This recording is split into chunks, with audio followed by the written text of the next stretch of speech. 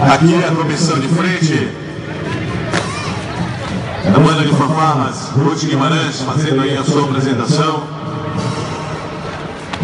Todo o seu colorido, com toda a sua expressão corporal, com todo o seu gingado, com toda a sua apresentação, dramatização, tornando aí muito mais bonito o desfile escolar 2016, a caminhada da independência.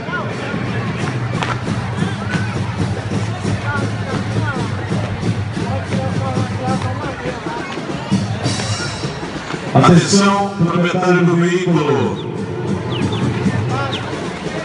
Palio, placa JUK 2881, retirar por gentileza o carro que está atrapalhando ali na frente da associação, o pessoal que cuida das obras da praça, tá bom?